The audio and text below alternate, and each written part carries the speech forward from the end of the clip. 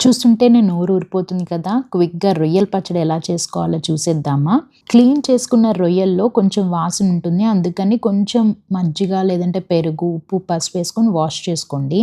ఇప్పుడు ఒక కడాయిలో రొయ్యలేసుకొని అందులోనే మళ్ళీ ఉప్పు, పసుపు వేసుకొని కొంచెం ఆయిల్ వేసుకొని బాగా బాయిల్ చేసుకోవాలి. అందులో ఉన్న వాటర్ అంతా బయటికి రావాలి. వచ్చిన వాటర్‌ని స్ట్రెయిన్ చేసుకోవచ్చు. లేకపోతే అందులోనే ఎగిరిపోయే వరకు బాయిల్ చేసుకోండి. హోల్ గరం మసాలాని ప్రిపేర్ చేసుకొని క్వాంటిటీస్ డిస్క్రిప్షన్‌లో ఇస్తాను.